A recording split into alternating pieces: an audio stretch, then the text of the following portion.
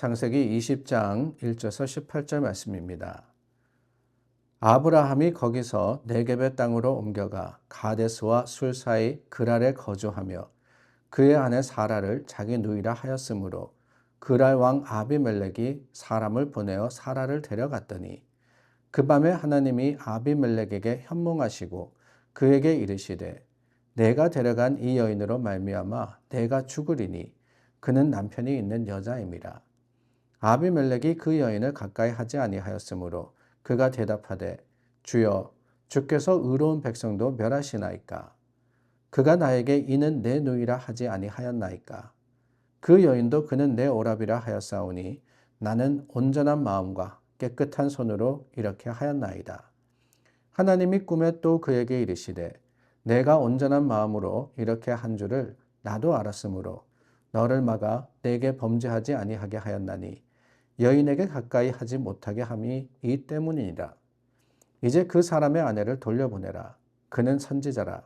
그가 너를 위하여 기도하리니 내가 살려니와 내가 돌려보내지 아니하면 너와 내게 속한 자가 다 반드시 죽을 줄 알지니라. 아비멜렉이 그날 아침에 일찍이 일어나 모든 종들을 불러 그 모든 일을 말하여 들려주니 그들이 심히 두려워하였더라.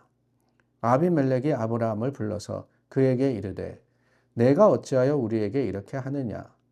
내가 무슨 죄를 내게 범하였기에 내가 나와 내 나라가 큰 죄에 빠질 뻔하게 하였느냐? 내가 합당하지 아니한 일을 내게 행하였도다 하고 아비멜렉이 또 아브라함에게 이르되 내가 무슨 뜻으로 이렇게 하였느냐? 아브라함이 이르되 이곳에서는 하나님을 두려워함이 없으니 내 아내로 말미암아 사람들이 나를 죽일까 생각하였음이요 또 그는 정말로 나의 이복 누이로서 내 아내가 되었음이니라. 하나님이 나를 내 아버지의 집을 떠나 두루 다니게 하실 때에 내가 아내에게 말하기를 이유는 우리가 가는 곳마다 그대는 나를 그대의 오라비라 하라. 이것이 그대가 내게 베풀 은혜라 하였었노라. 아비멜렉이 양과 소와 종들을 이끌어 아브라함에게 주고 그의 아내 사라도 그에게 돌려보내고 아브라함에게 이르되 내 땅이 내 앞에 있으니 내가 보기에 좋은 대로 거주하라 하고 사라에게 이르되 내가 은 1000개를 내 오라비에게 주어서 그것으로 너와 함께 한 여러 사람 앞에서 내 수치를 가리게 하였노니 내 일이 다 해결되었느니라. 아브라함이 하나님께 기도하매 하나님이 아비멜렉과 그의 아내와 여종을 치료하사 출산하게 하셨으니 여호와께서 이왕에 아브라함의 아내 사라의 일로 아비멜렉의 집의 모든 태를 닫으셨음이더라. 오늘 저희가 나눈 본문에는 아비멜렉이라는 사람과 그리고 아브라함이 나옵니다. 그런데 이 두 사람 중에 누가 더 맞느냐, 의로우냐, 사실 판단하기가 쉽지 않습니다. 아브라함은 창세기 12장에서 저질렀던 죄를 다시 저지릅니다. 아내를 누이라고 속인 거죠. 아비멜렉이 그렇게 한 이유가 뭐냐라고 했을 때 이것은 하나님을 두려워함이 없으니 그 때문에 아내 때문에 내가 죽을까 그랬다라고 변명합니다. 물론 아비멜렉에게는 그럴듯한 이유로 들렸을 수 있습니다. 그러나 하나님 보시기에 어땠을까? 12장 사건에서 애굽 왕 앞에서 했던 그 말을 반복하면서 비굴한 모습을 보이고는 아브라함. 하나님 보시기에 참 안타깝고 어쩌면은 화나는 모습이 아닐까라는 생각을 하게 됩니다. 반면에 본문에 나오는 아비멜렉이 어떤 사람이냐? 정황을 보니까 그는 사라가 진짜 아브라함의 누이인 줄을 알고 데려갔다라고 하고 있습니다. 하나님께서도 그의 깨끗한 양심을 인정해 주셨습니다. 그리고 하나님이 나타나셨을 때 아비멜렉은 하나님을 전적으로 경외하는 모습을 보이고 있습니다. 아비멜렉은 하나님 말씀을 행함에 있어서도 주저함이 없었어요. 아침 일찍 일어나서 이 일에 대해서 신하들과 상의하고 아브라함을 불러서 모든 일을 좋게 해결합니다. 자, 이렇게 아브라함과 아비멜렉의 모습이 오늘 창세기 20장에 드러나 있는데 누가 더 좋은 사람 같습니까? 누가 더 의롭습니까?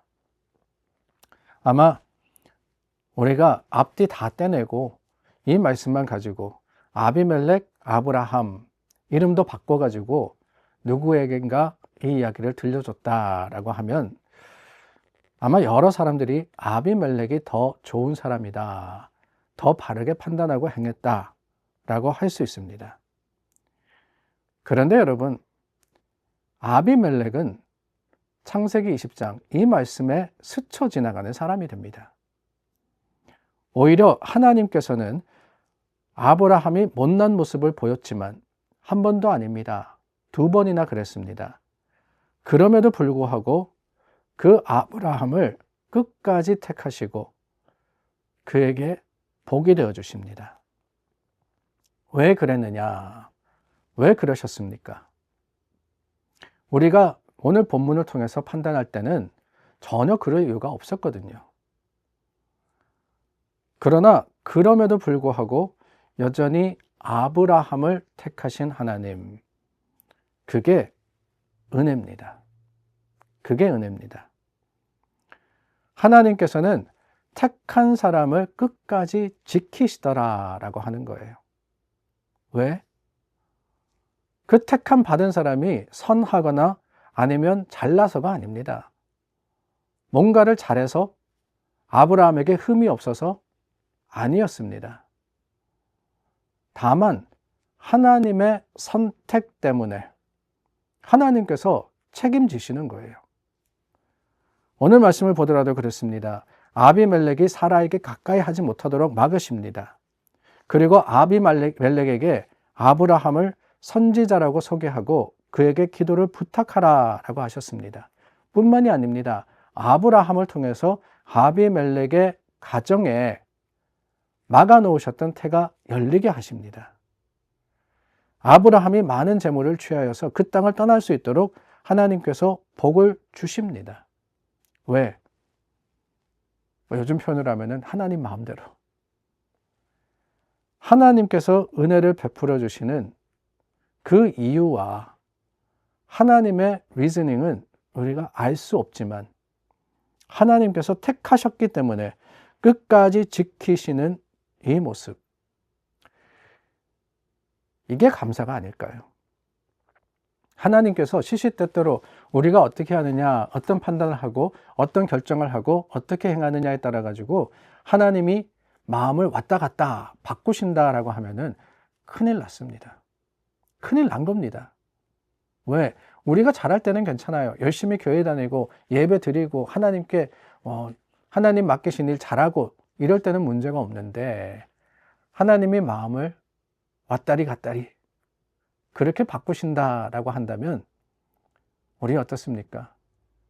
계속해서 꾸준히 신실합니까? 변함없이 하나님을 따르고 하나님의 백성으로서 주님의 뜻에 맞는 삶을 살고 있습니까? 그러지 못하거든요. 실패할 때도 많고 우리가 잘못된 길을 갈 때도 있습니다. 그럴 때 하나님이 우리의 행위대로 우리가 가는 길을 쫓아서 심판하시고 하나님이 판단하신다면은 우리는 살 수 없습니다. 오늘 그럼에도 우리가 하나님의 은혜 받았기 때문에 그 하나님의 은혜로서 살아가는 거 아니겠습니까? 저는 그게 감사의 제목이라고 생각합니다.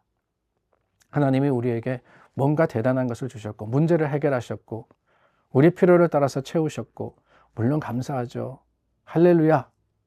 그러나 더 큰 은혜는 그럼에도 불구하고 아브라함 실패했습니다. 어디 아브라함뿐입니까? 다윗도 실패했습니다. 바울도 잘못할 때가 있었습니다. 아니 예수님의 제자들도 예수님께서 그들을 친구라고 부르셨음에도 불구하고 예수님과 3년 동안 동고동락하면서 아니 베드로는 심지어 예수님께서 십자가에 죽으시겠다라고 하셨을 때 절대로 내가 그것을 허용하지 않겠습니다. 라고 했지만 다 도망가지 않았습니까? 실패했습니다. 그러나 그럼에도 불구하고 하나님은 그들을 통해서 예수님이 부르신 제자들은 예수님의 복음을 들고 죽기까지 충성하는 다시 한 번의 기회를 받았던 겁니다. 물론 우리가 아브라함의 모습처럼 왔다 갔다 해서는 안 되겠죠. 아브라함이 잘했다라는 것은 결코 아닙니다. 그러나 여러분, 기억해야 합니다. 우리의 가장 낮은 순간, 실패 현장에도 하나님은 우리와 함께 하십니다. 내가 주님을 떠나서 도망갈 때도 하나님 잘 가 그러고는 우리를 버려두시는 게 아닙니다. 끝까지 쫓아오셔서 내가 있는 그곳에 함께하여 주시고 위로하여 주시고 어루만지시고 회복시켜 주시고 우리로 하여금 하나님의 일을 다시 할 수 있도록 기회 주시며 복이 되어 주시는 하나님, 그 하나님께서 긍휼의 사랑으로 저와 여러분들을 붙드심을 기억하고 우리 주님 앞에 다시 돌아오는 저와 여러분들이 되기를 바랍니다. 기도하겠습니다. 참 좋으신 하나님, 하나님의 은혜 아니면 우리가 살 수 없음을 고백합니다. 그 은혜가 우리로 주님 앞에 서게 합니다. 오늘도 믿음과 소망으로 주님을 바라며 주님을 찾고 구하는 자들이 되게 도와 주시옵소서. 예수 그리스도의 이름으로 기도드립니다. 아멘. 하나님의 사랑과 그 은혜로 오늘 우리가 살았음을 고백하고 받은 사랑을 또한 세상 속에 전하는 믿음의 사람들이 되기를 바랍니다. 우리 함께 기도하겠습니다.